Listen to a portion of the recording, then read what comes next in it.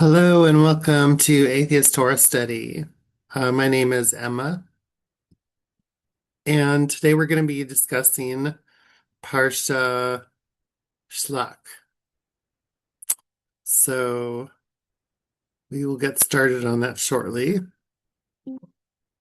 Atheist Torah Study is my year-long exploration of the Torah, which is the first five books of the uh, Christian Bible, from the perspective of an atheist. In Jewish in the Jewish culture, the Torah is a standalone book. It's a book all its own, and we study it every year. We read the whole book every year, and I I'm also an atheist. I've been an atheist since I was about 18 years old, and I I'm doing this as an attempt to reconcile or to try to understand how an atheist looks at the text. And I'm also doing it to kind of broaden my own understanding of the atheist world, because I realized pretty well into doing this that I didn't really know that much about atheism as a social cultural history. I just knew I was one. So anyways, today's the book of Shlach. The book of Shelach is like, so we're in the story. It's been a year since the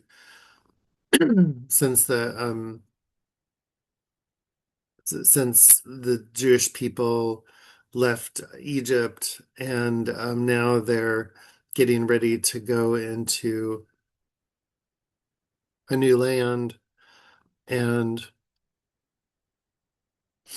in the process of going into that new land, this is just kind of telling that story. So that's kind of where it begins. Sorry, I think I'm coming down with a cold. Darn it. All right. Um, I'll see. I'll read some things about Shlach. Shlach is the 37th uh, portion in the Torah. Um, the name Shlach comes from the opening commandment that Moses says to send for yourself men, referring to the 12 spies. Shlach falls almost exactly at the midpoint of the Torah's narrative arc. So the Exodus generation stands on the threshold of entering the land, but fear and distress lead to a 40-year delay. And let's see some of the things that are in this Torah study.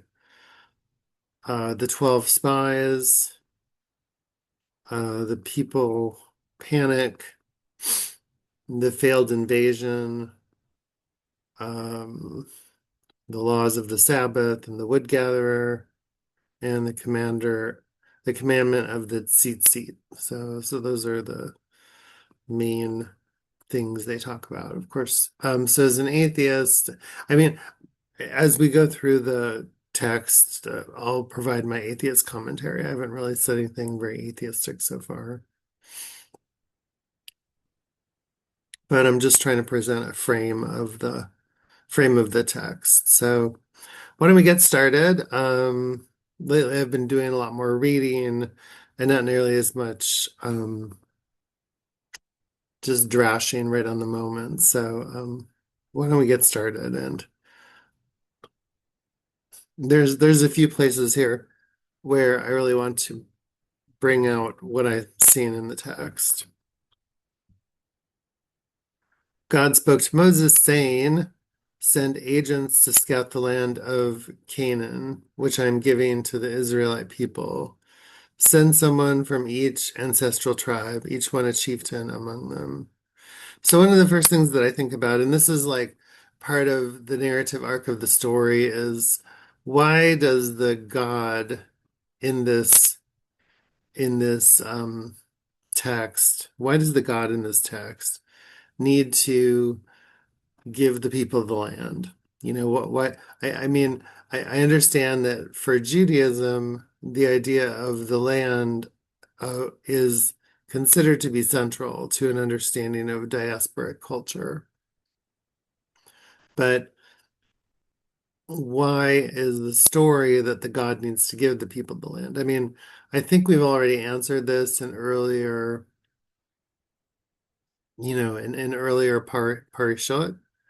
Um, but I mean, again, the reason that I think it was in the text is because, I mean, first of all, this is a dramatic retelling of, I mean, this is long, long after there's a state of Israel. And this is a novel that was written after the Hasmoneans had regained control of their small, nation state. And they created this religion that and it was supposed to tell an epic story similar to the Odyssey or the Iliad. I mean, they're trying to tell an epic story about the history of their people. And so this is what they're writing. So, I mean, that's kind of how I see it. And it's like, so of course it would be about the land because I mean, you kind of have to reverse engineer this to really answer the question. I mean, there isn't any God here, and it's like this is and by the way, so this parsha, to me, this parsha is one of the big parshas that really it helps you. I mean, it just the text so nakedly, like the text so nakedly just reveals its own agenda. I mean, the text reveals its own agenda, and it's the agenda that religious people are always stuck with. I mean, it so in the text, like later on in the text, so hopefully we'll get to this. We'll probably just jump right to it, but yeah, why don't we just jump right to it? Let me see if I can find it. So in the text, the the so in the whole community that night of Egypt. Let's see. Oh yeah, okay. All right. So here's okay, so here's the story. Um, so they sent it, and I'll be able to explain myself much easier after I've read this because it'll make more sense then. But so so in the story, this is the story that's written by the redactors. And the reason that they're writing the story is because they already live in the land, they possess the land. In a way, I mean, I hate to say this because it's kind of insulting. It is insulting to say this. And, generally I try to be really, really respectful of the Torah and of the Torah tradition because I have a lot of respect for it. I really do.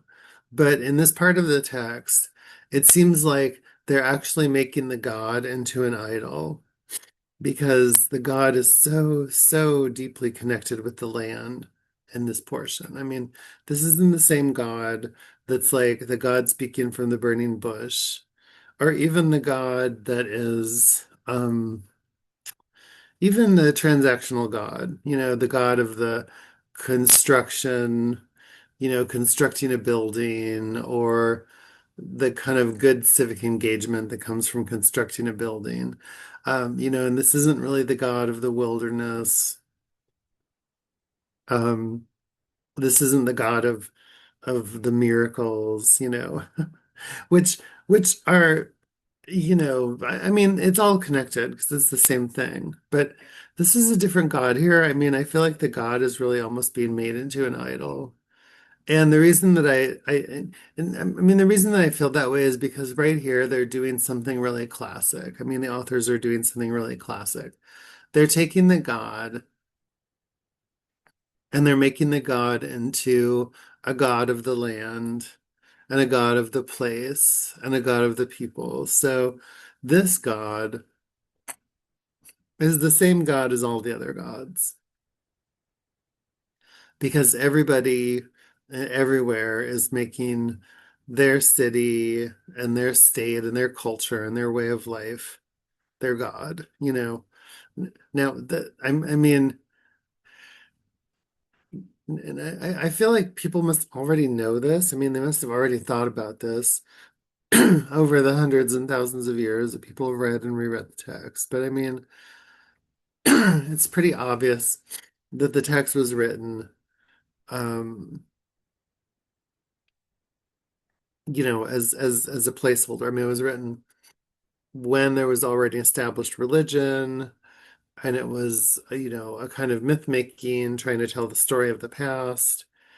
And it's like, I mean, I don't know, maybe during all these generations that people have been reading all these texts, maybe they just read them straight up like they never, just like this is just the text and it just popped up in front of their face. And it's like, maybe that's part of what makes religion go. Religion is like you have a brain, your brain is looking for a code, and here's a code to put in your brain. So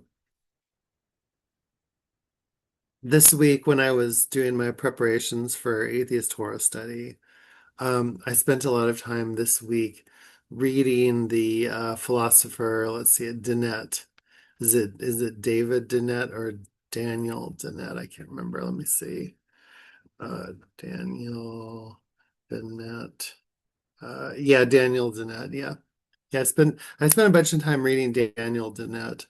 And that's because Daniel Dennett is trying to, well, before he died. So Daniel Dennett was considered one of the four horsemen of the apocalypse. He was about 15 years ago in the 2010s, the atheists kind of had their cultural moment, and there were four really prominent atheists. I think it was Richard Dawkins, Sam Harris, Daniel Dennett, and somebody else. I can't remember the other guy. Um, And they were all kind of like on these lecture tours, and people were paying attention to them, and they were talking about, well, is atheism having a revival sort of thing, and it's like, I think it's kind of funny because it's like, one of the things that I'm realizing as I do this atheist Torah study over the whole year is that atheists, I mean, we don't have revivals. I mean, we kind of do. Like the big atheist revival was, the Renaissance. That was kind of the big atheist revival. And then maybe, maybe the 19th century. So I don't know, maybe modernism. So, I mean, there was this period of time when everything in human existence became unlocked really quickly, starting around the late 18th century. And for a period of about 100 years or so, um, just amazing, amazing social and technological progress. And it was unlocked because people were discovering the world. They were using the tools of science and they were exploring and asking questions. And starting like in the 1800s. So I don't know, maybe that was another atheist renaissance. I don't know. But again, atheists, we don't really have renaissances, but and we don't really have, like, we don't have churches or temples, or barely even have organizations. And I think that's just because um atheists tend to define themselves as the absence of something and not like kind of the positive affirmation of something. It's not the positive affirmation that there is no God. It tends to play kind of a more reactive role. But it's like one of the things I'm realizing. I mean, I've learned a lot doing this. I've learned a lot about. I've been learning about Madeline Murray O'Hair. I've been learning about Democritus. I've been learning about different atheist thinkers, David Hume. Again, this week I spent a lot of time learning about Daniel Dennett and his evolutionary theory of atheism. No, no, sorry. His evolutionary theory of theism. So the way that Daniel Dennett puts it is Daniel Dennett sort of says that he's going off of this idea that you know that there's people are driven by the desire for self-protection, right? So the species as a whole is really driven by the desire for self-protection, and that humans are much, much more vigilant about things that they anticipate that they're going to hear, like noises. I noticed that happened to me yesterday. I was out for a walk, and it was dark, and I was walking down a dark path, and I heard a noise. And, even though I'm in this place where I'm like, I feel totally safe, I'm really not worried about anything. And maybe I should be, but I'm not. And so I just turn my head and I see it's a raccoon. But I couldn't see the raccoon at first. Like at first I heard the noise. I turned my head and I didn't see anything and I didn't know what it was. I thought, oh, it's just a noise. And then I heard a noise again. I turned my head and I saw just the tail of a raccoon going up a tree. Well, what Danielle Dennett says is that in that moment, I'm behaving exactly as biological species should perform because that's basically what humans are. I mean, we're these great machines at anticipating things in our environment. We're hyper vigilant. We're just extremely focused on everything around us. But unlike other animals, like, if I was my cat here, Biscuit, let me show you Biscuit really quick. There's Biscuit. He's a good girl.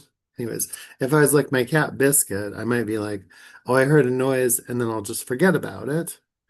But since I'm human, I actually begin anticipating these noises ahead of time, and I think about what they are. So my brain is constantly looking for signs, for anything in my environment. I begin to anticipate these things. Again, this isn't enough for an evolutionary theory of religion, but it's the beginning of an inquiry into what exactly is a religion. And so the reason that I talked about that is because here in the text is really explaining to you exactly what it is, but it's using the tools that the text always uses for religion.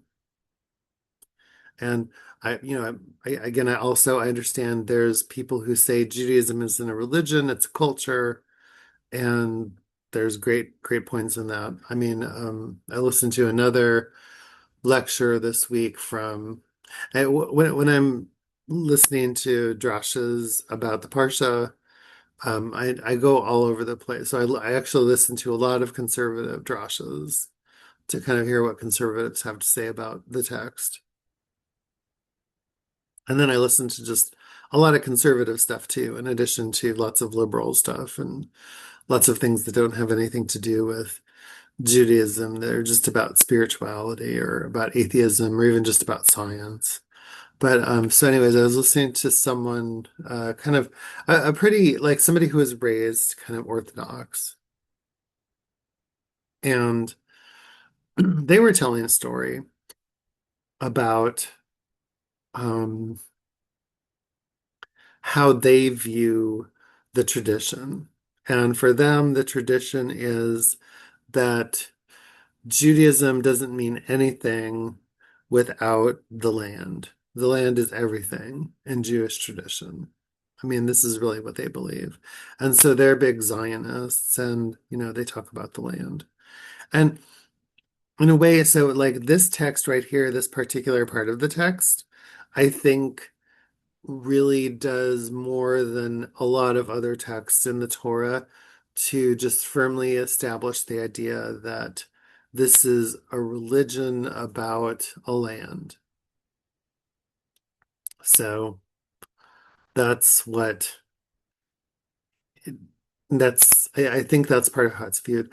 It's interesting though, because in the text, and you got to wonder what kind of a God is this? I mean, the people are interpreting the God. They're post they're inventing the God after they've already gone through the experience. So the God here that's being invented, the God who's being discussed, is the God that it's going to be the God that like gives them permission to go in to a land and to conquer a people and everything that's implied in that, because later on in the Torah and in the Tanakh, the people are just bloody brutal bastards basically, and they have no respect for the fact that there are other people that live in the land and that they have their own relationship to the land that they would obviously have as people, and even as people with their own gods, because the text recognizes that the text inherently starts from the same position that all of the other cultures do with respect to their God. So at the time that the text is written,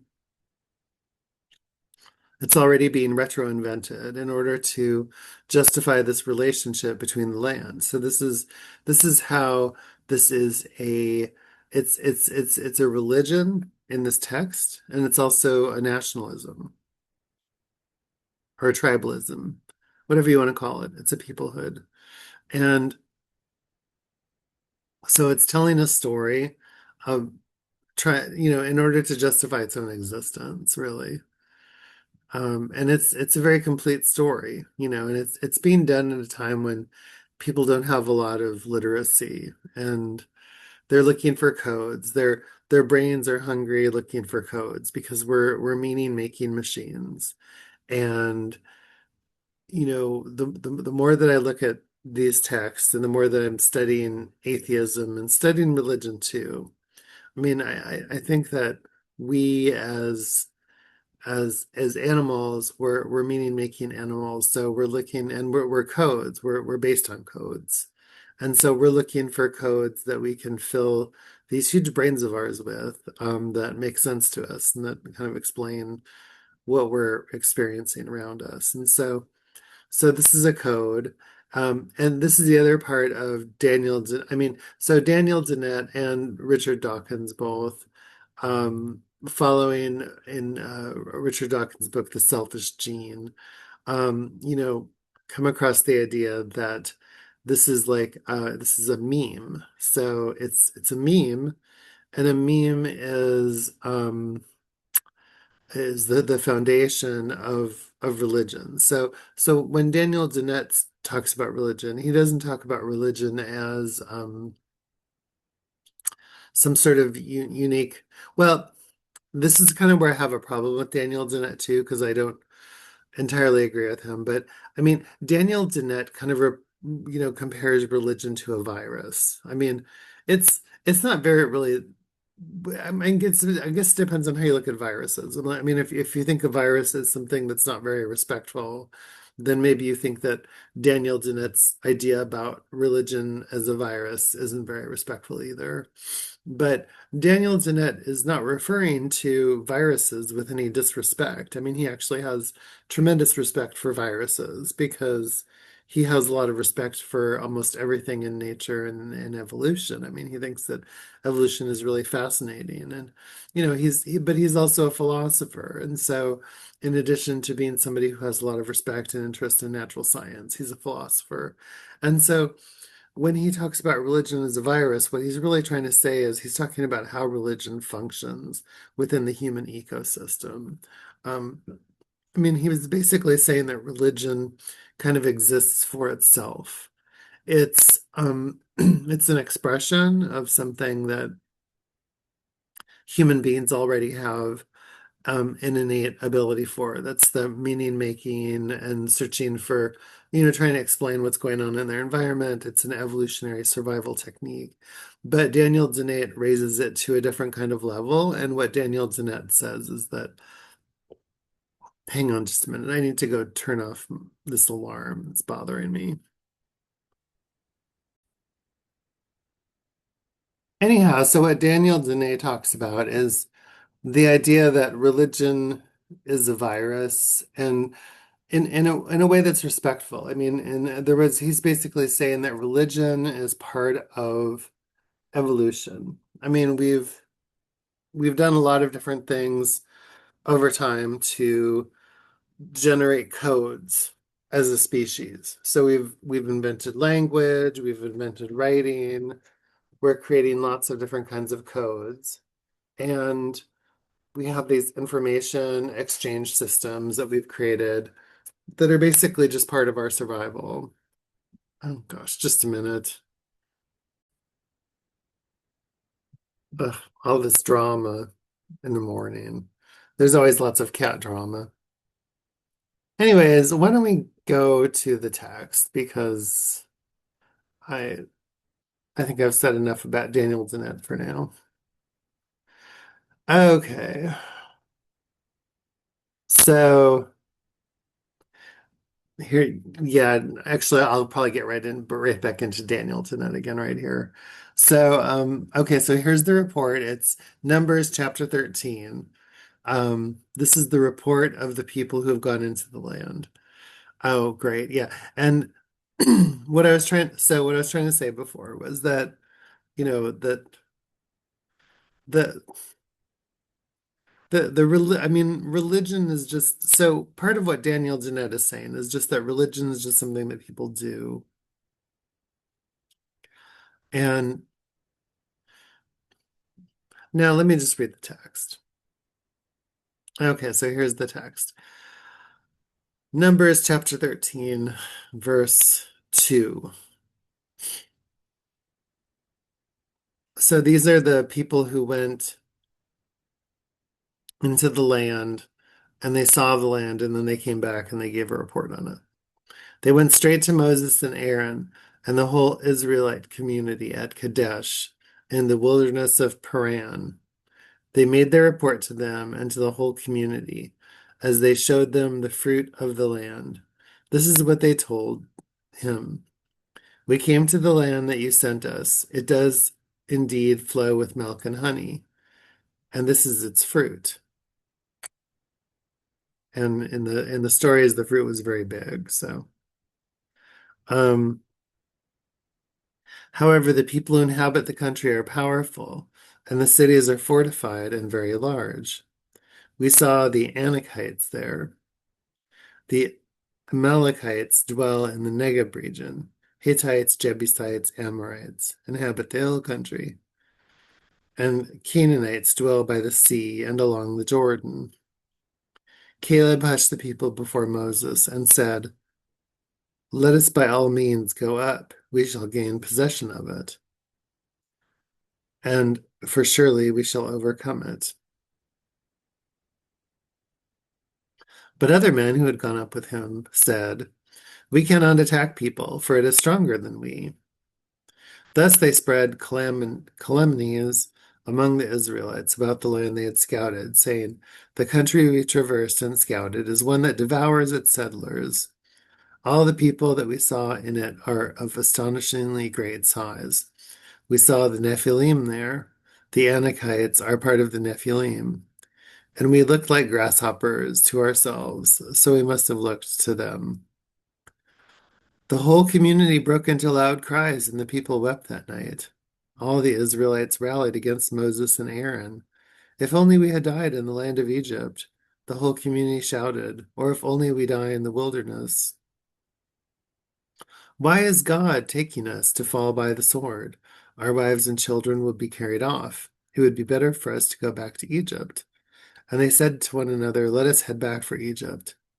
Then Moses and Aaron fell on their faces before all the assembled congregation, and Joshua son of Nun and Caleb son of Jephunneh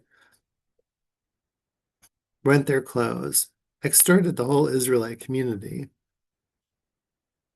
The land that we traversed and scouted is exceedingly good land. If pleased with us, God will bring us into the land, a land that flows with milk and honey, and give it to us. Only you must not rebel against God. Have no fear then of the people of the country, for they are our prey. Their protection has departed from them, but God is with us. Have no fear of them. As the whole community threatened to pelt them with stones, the presence of God appeared in the tent of meeting to all the Israelites. And God said to Moses, how long will this people spurn me? How long will they have no faith in me despite all the signs that I have performed in their midst? I will strike them with pestilence and disown them. I will make of you a nation far more numerous than they. But Moses said to God, when the Egyptians from whose midst you brought us up, this people, you might hear the news, they will tell it to the inhabitants of that land. Now that they have heard of you, O Eternal One, are in the midst of this people, that you, O Eternal One, appear in the plain sight when your cloud rests upon them, when you go before them.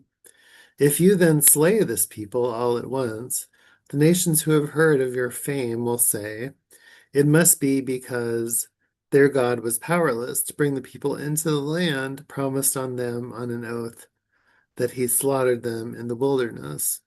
Therefore, I pray, let my sovereign's forbearance be great, for you have declared, God is slow to anger, abounding in kindness, forgiving iniquity, transgression, yet not remitting all punishment, but visiting iniquity upon parents and children to the third and fourth generation.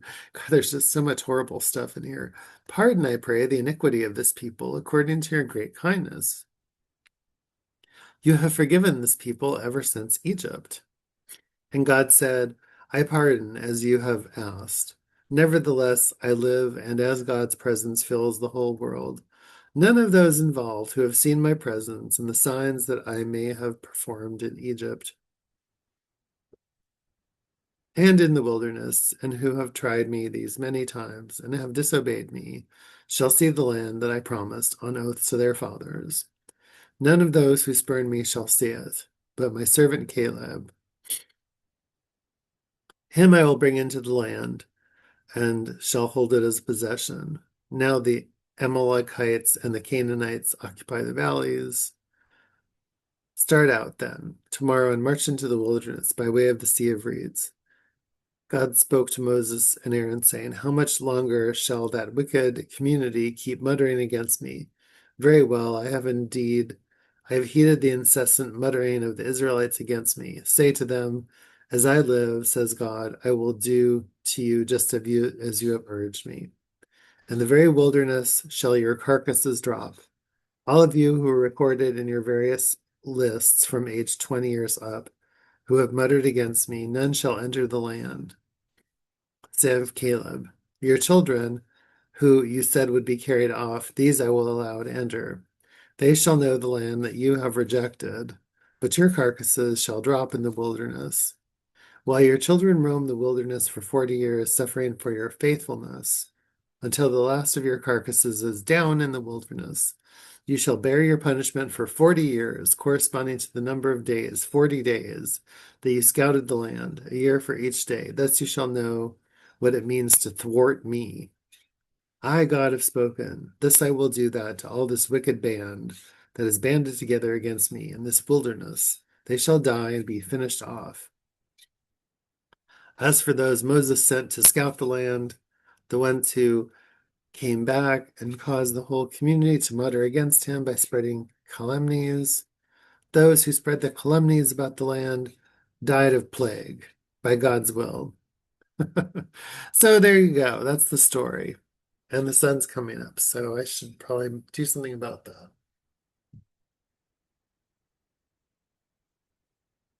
There we go. That helps a little. All right. So that's the text. So what here is atheistic? Well, the whole thing's atheistic, honestly. The whole text is just a giant text about atheism. So, I mean, you have to ask yourself all these questions. I mean, first of all, what is the motivation of the writers here? What's going on with these writers and what's their motivation? I mean, why do they imagine a God?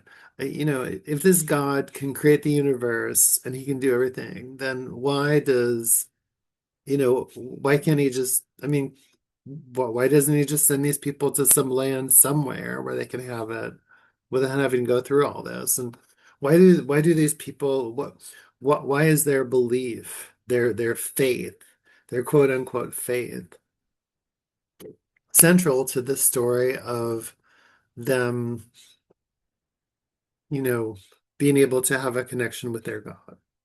So, uh, Moses does some things here that are just like super obvious. So one of them here is he's negotiating with the God, and he's saying, let's see, where is it again? There's so many tells here. And it's like each tell is like it's basically saying, oh, there really isn't any God. I mean, if there really was a God, why would you need to invent this story about this God? And it's like, but again, that's not really the way to get at the text. I mean, really, the way to get at the text here is to kind of look at it in reverse. It's like the text is something that's retro-engineered. I mean, this is reflecting the voice of people who have power. Oh, God, there's that alarm going off again. Oh, this has just been such a terrible place to record this morning.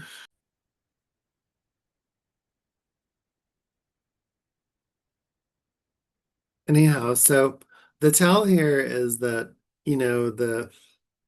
the character is basically saying that the God here they're saying that the God like should be concerned about the reputation among the other gods. And I mean, you kind of have to ask yourself, like, right in that particular space, what does the redactor think about the God that they're imagining? What kind of a God is that God that they would imagine that they would be concerned about their reputation? I mean, I think that it's pretty clear here that the redactors are imagining this particular God as a God that would be concerned about its reputation.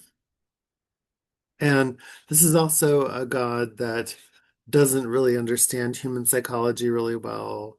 Um, Although in another way, it really does understand human psychology. I mean, it's because the point of the story here is that the story rests with the reader and the listener.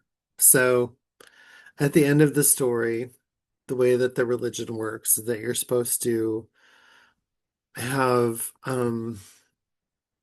it's a fairy tale. You're supposed to have this fairy tale.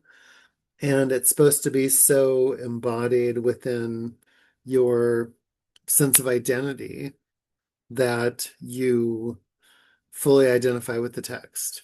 And the problem here is that the text isn't really giving you anything that you foundationally need in order to really make good decisions. I mean, the text is basically telling you how you need to think in order to be obedient to something that you can't even see. I mean, you can't see it. All you get is this story, you get the story, that's it. And then as a consequence of the story, you're supposed to be obedient toward a thing that you can't even see and that you don't even really know that it exists. And it's like it's in a way it's the embodiment of like an urge. It's like the embodiment of an urge for I mean, basically, there's like two conditions here. There's obedience and there's authority. There's obedience and authority. And right here, they're trying to say that what's foundational to the religion, what's foundational to the religious identity is obedience and authority. And I mean, obedience and authority are big themes throughout the ancient world. I mean, obedience and authority is everywhere.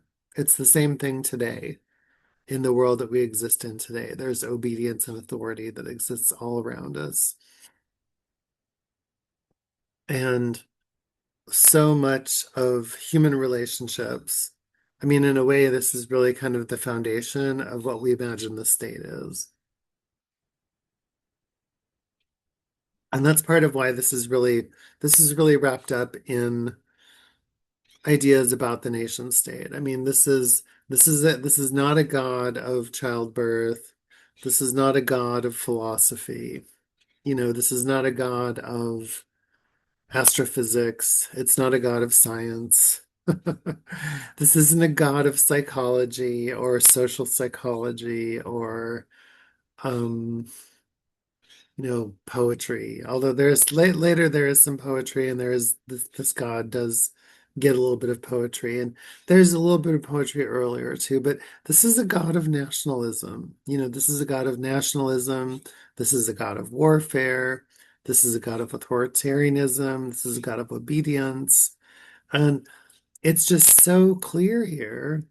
And it's actually very clear from the beginning of the text that this is a deeply authoritarian text. It's very much, I mean, it's just obsessed with authoritarianism. And that's because the people who are the redactors of the text, they're both interested in preserving their own interests as authoritarians, as people who hold religious nationalist power.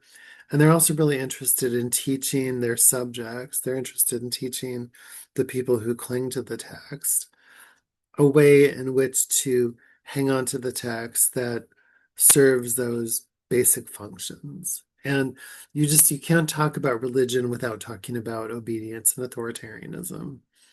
And I mean, the undergirding principle here is that the people are supposed to be obedient and that they're supposed to be trusting in their God, which means trusting in their national and their religious leaders. And that's really what the text is going for foundationally. The text is going for this idea that you have to believe in this God, and that if you don't believe in them, then that there's severe punishments. And this is very different from the Greek God that also kind of gets injected into the text later and into the tradition. Because the Greek God, which is part of the tradition, maybe it's also part of the tradition here. I'm not saying I have evidence that it's specifically Greek. Actually, one of the things that really interested me while I was doing my studies this week, looking at the text, was I was looking at the tradition. Was it the Marianites, or it may have been something related to that. Anyhow, I learned about this Christian movement that happened, I guess, 100 or 200 or maybe 300 years after the establishment of Christianity as a religion. And the people in that tradition basically claimed that their God, their Christian God, had nothing to do with the Jewish God, their God is a completely different God, which to me was really fascinating because I've always, like, one of the things that in the 20th century, the monotheists have always tried to say is they've always tried to say, oh, that the monotheist God of they call it the three Abrahamic religions of Judaism, Christianity, and Islam. Like they're all the same God, basically. They're just variations on the same God. You know.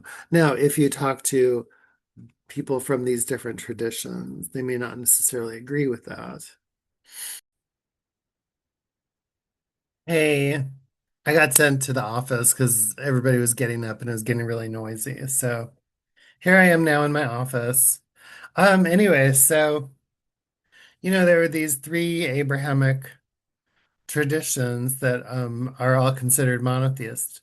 But one of the things that I was reading about this week that really surprised me was that there was a tradition, I mean, there was a movement within the Christian tradition to basically completely distance their God and their idea of their God from the Jewish God in the Old Testament, in the Torah.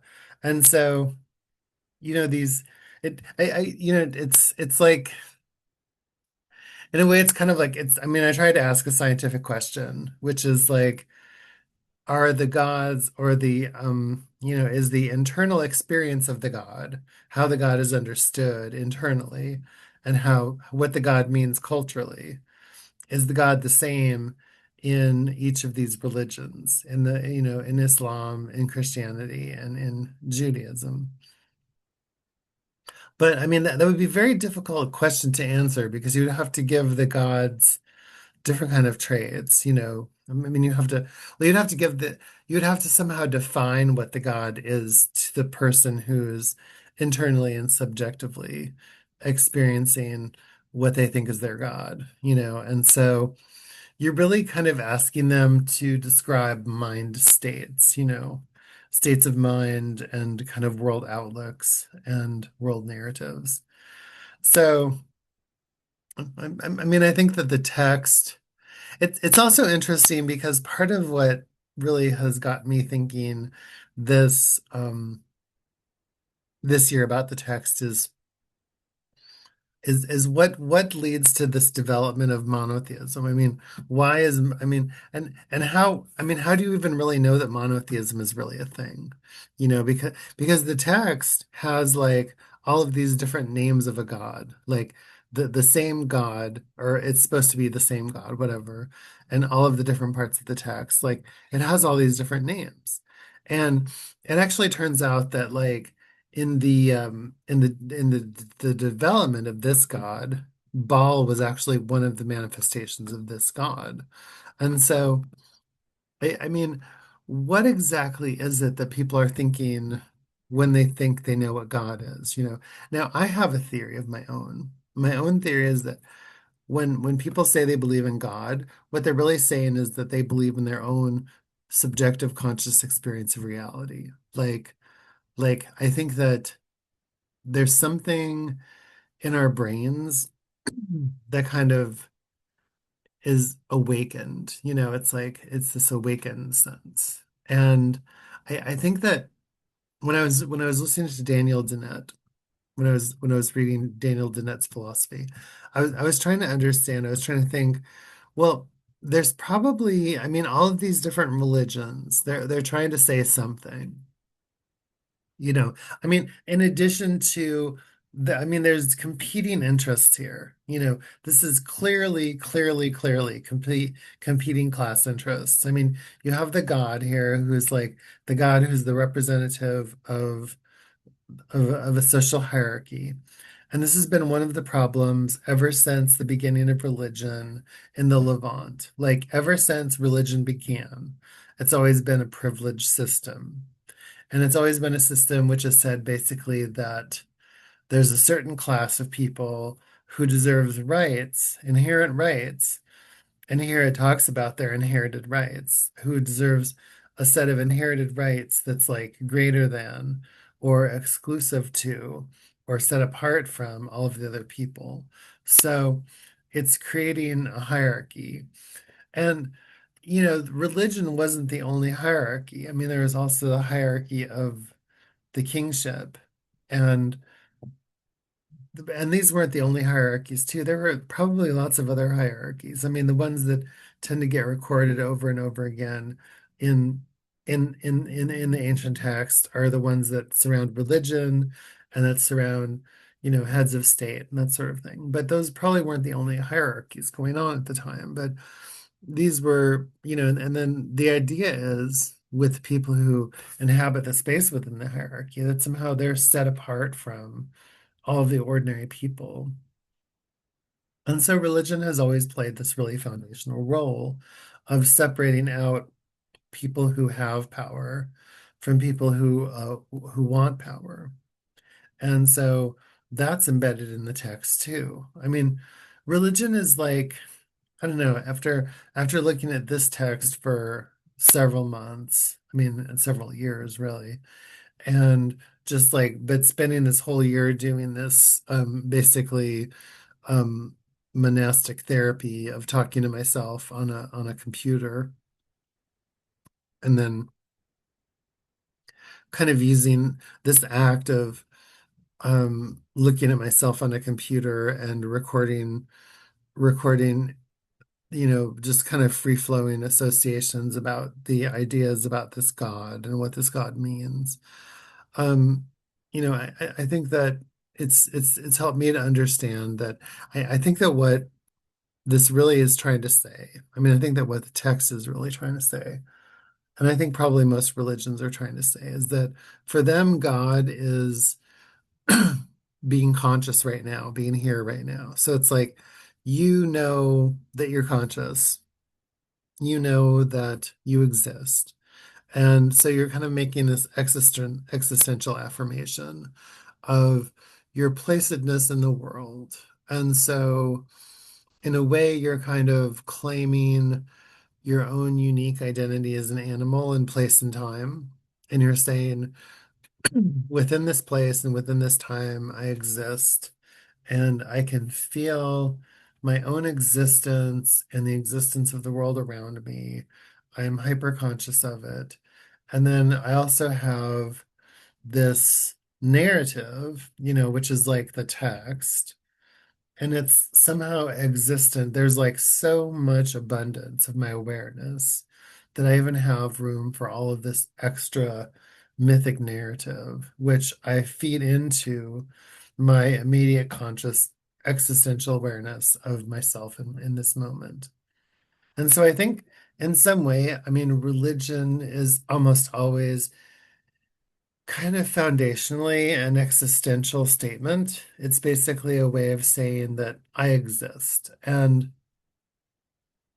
in addition to all of the other multiple layers of meaning that are overlaid on the text is always basically saying that you exist. And it's like, no matter what, you exist.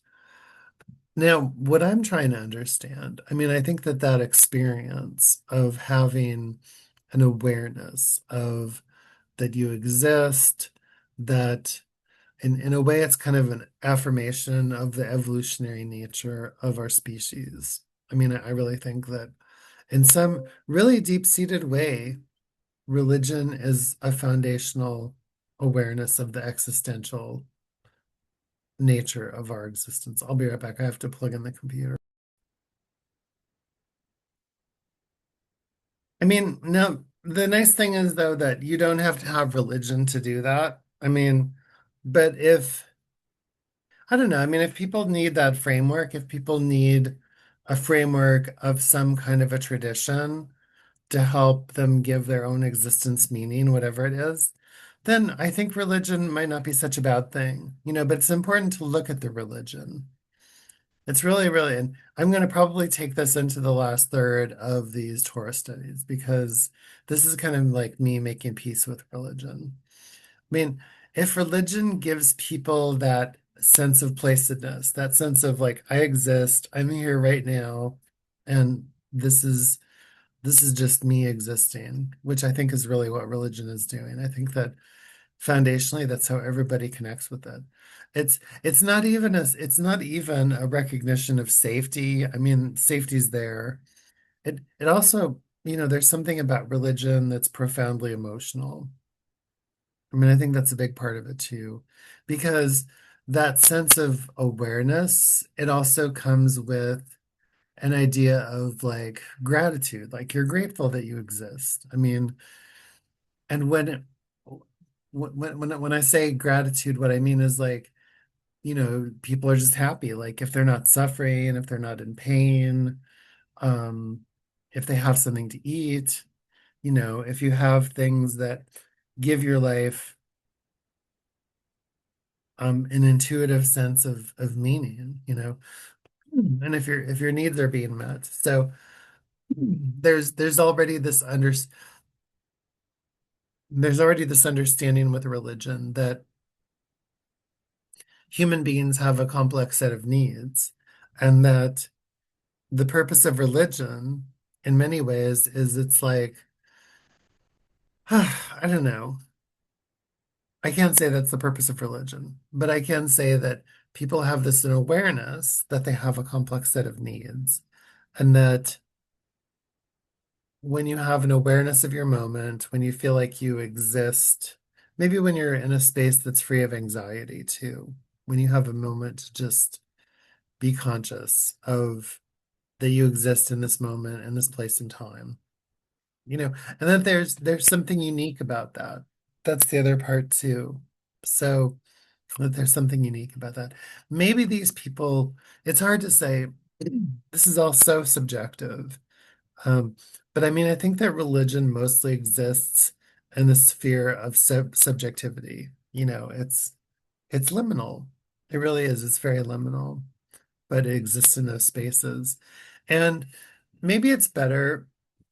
I mean, if people don't have philosophy, if they don't have science, if they don't have the tools that make, and if they don't have the arts too, especially if they don't have the arts, if all they have is the text and they don't have much else. But that's not really true though. So here's the thing. So this is why you can't really argue for religion, because even during the time of the ancient world, people had a lot. I mean, they had the tools that they needed to survive.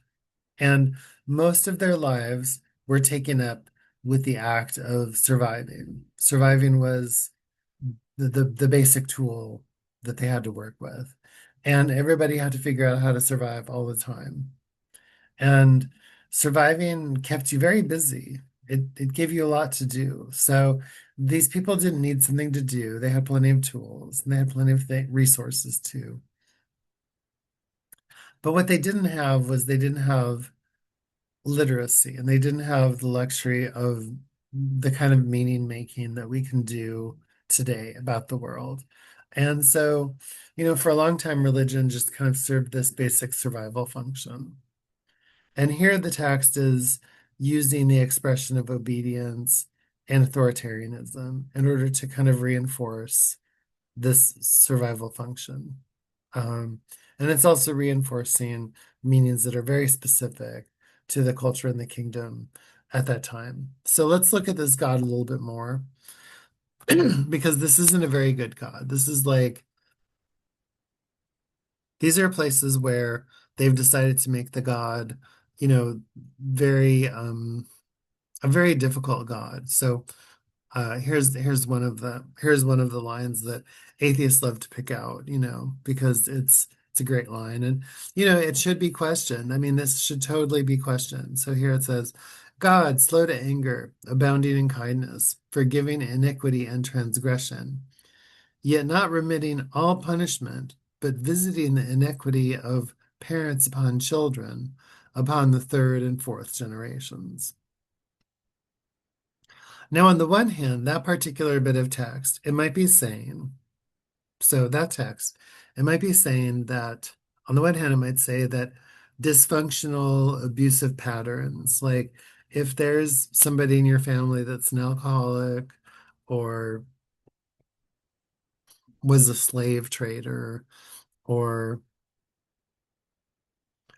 abused drugs or had an authoritarian personality or something, that whatever traits that they had, that then their children might get it, and those children might get it. It's like it's basically, on the one hand, you could say, oh, this is just human nature, because we're animals, and even though these aren't inherited traits, I mean, none of these are inherited. They're not, like just because you are an authoritarian personality doesn't mean that your child's going to be born with an authoritarian personality. But if they grow up in an authoritarian environment where like their parents are, you know, have more compulsion towards that, then they're going to raise their children in that same way.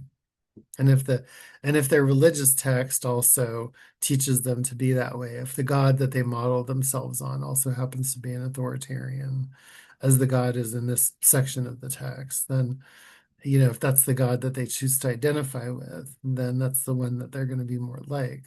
So it might be saying that. I mean, but it also might be saying that this God actually punishes people for three and even four generations for sins that their parents did. And I think that's how the text was meant to be understood, was that, this is a God who literally punishes innocent people who didn't have anything to do with anything.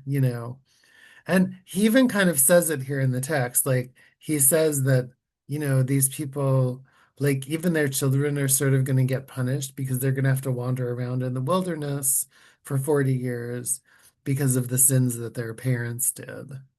And this, this God is not, this is not a good God. I mean, this God makes so many people into atheists, because he's just, I mean, so the people who went into the land in the story, he killed them. Now this is why this is a writer. It's not even a God. It's like some of the worst parts of the text are just written by some person who thought it would be good to take this collective idea of a God and to ascribe it to doing these specific things, to make it a really terrifying God. And so the authors of the text have created this character who's kind of despicable, who's very unlikable in some ways, because this God and this God that is in this text that these characters are writing, the way that they've written the character is just super, super contradictory. Like, so they say here, the God is slow to anger and abounding in kindness. And then it's the same God who's like telling everybody that their carcasses are going to drop in the wilderness. This is the same God. And you would think, well, gosh, that's not very kind and it's not very you know oh, and then also the God for every day that somebody didn't do something whatever that the God wanted them to do, this God is going to do collective punishment on the people for an entire year. So here's a God that is practicing collective punishment, who is also, of course, that's just not even where to begin. I mean, you know, the people here in the story, the people are going in and they're looking and they're seeing that there's an entire civilization that exists. People who have a lot of resources, who have good traditions going in their community. I mean, apparently they're doing pretty well and they're big and they're strong. And, this God, this is the God who's created all of I mean, in the story, the God created everything. So the God didn't just create these people, the God created all of these other people too. And the God who created everything in the story is telling these people to go in and to kill all of these other people and to take their land. Now, one of the things that the text doesn't address is maybe the people are being reluctant to go in because they don't want to take something that they already instinctively recognize belongs to something else. And sometimes I think that part of what's really interesting about the Torah is that the part that's written in the text, that's just like the really obvious part, is actually the immoral part. It's the part that you're not supposed to do. And there's a deeper meaning in the text, which is like you have to push against this part that's been written by these people who are trying to fulfill a religious nationalist idea. And you have to kind of examine their motivation and you have to say, oh, really, that's not what you should do. I mean, if there's Palestinians who are already living in the land, then is it really a good idea to go and take their land? I mean, are you going to end up like committing genocide 3 generations later? And I thought the part in there about a land that devours its people, boy, no, that's not a bad line. I mean, that's really true. I don't talk a lot about Gaza or Palestine or Israel here because I'm just studying the Torah, but here it seems like it's incredibly relevant. It really does. It's just like, it's kind of, I mean, it's a different kind of story. If you're writing Torah about this story, it would be very different because you're writing a story about a people that were brutalized by genocide. But I think that, I mean, I think to close this episode of this Torah study, because this is so relevant to right now too, And, a lot of people, people don't believe me when I say that what's happening right now in Gaza for the last 2.5 years has been a genocide. But I really do believe that. I think that it wasn't, what happened on Shemini Aretz was a terrible thing. But what's happened in response to that has been a genocide. And I think that what I see happening is like a people who experienced brutality and who experienced authoritarianism and brutality in its worst forms kind of learned those experiences. And they're not, their response to what's happened has been to create a similar kind of environment. It's not the same kind of environment, it's not the same kind of meaning, but in a way it kind of is. And it's a shame that, like, if anyone is using this text right here in this moment to justify genocide, then that's really, really unfortunate. That's really unfortunate. And I think it represents a reading of the text, which, in a way, like, if you did believe in a God, I don't, but if you did believe in a God, I would say that the God that's written about here in this text is the idol. This is the redactors creating an idol out of the God. And they created the idol in order to justify the holding of the land. Now, in their story, there wasn't the same kind of brutality that exists in modernity. There wasn't the same kind of ideas about territory and about sovereignty. But the instinct is the same. And like for me, the great collective sin of this moment in this text is the sin of the genocide of Gaza. There's just no doubt about it. It's a sin, and it's definitely something biblical. It's something that, like, if you were writing a modern day Bible, you would definitely be writing about the genocide in Gaza. You would also write about Shmini Aretz, and you would write about all of the suffering of all of these people, because all of these people are being murdered and their lives are being made miserable because of religion. You know, there's like these different religions here, and because the people have this, because they're clinging to their own expressions of monotheism, whatever their understanding of the monotheism is, and they're aligning it with state power in this really foundational kind of way, they're creating all of this misery, and at the same time, I mean, I'm not going to ignore that there's a lot of Jews who say, well, this is what we have to do in order to survive where we are, and where else can we go? This is where we went after experiencing the Holocaust. This is where we know we could go.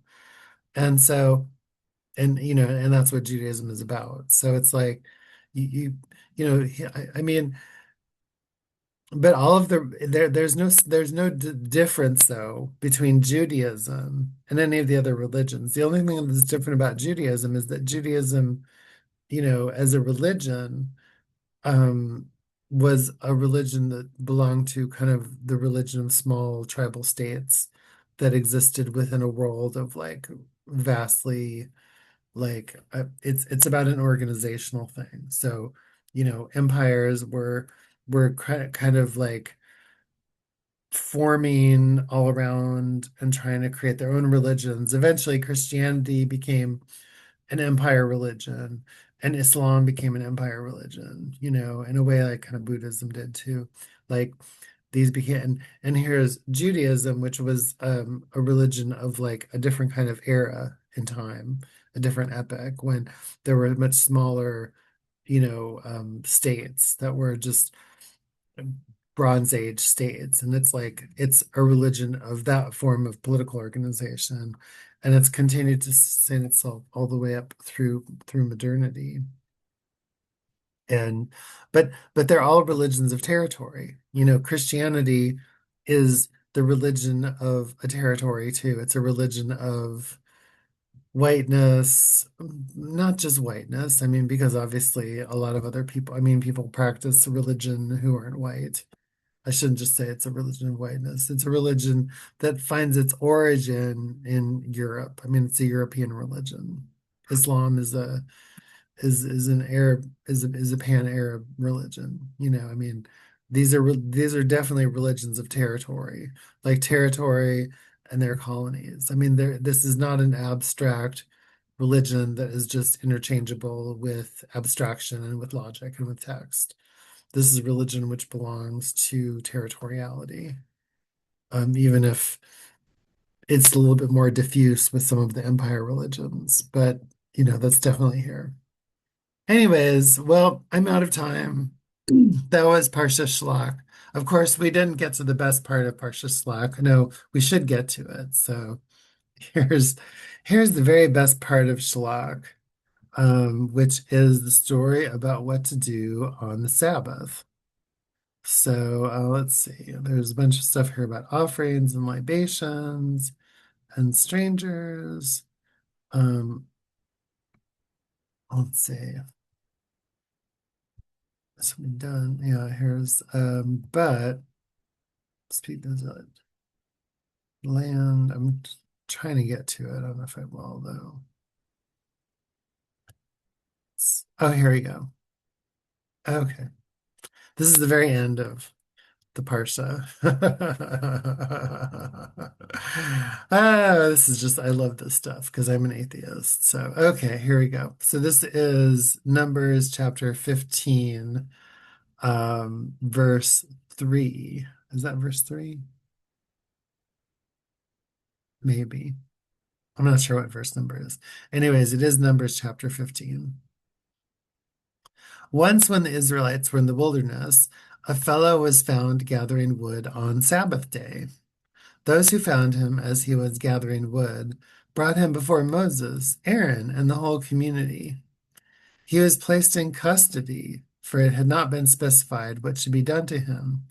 Then God said to Moses, "The man shall be put to death. The whole community shall pelt him with stones outside the camp." So the whole community took him outside the camp and stoned him to death, as God had commanded Moses.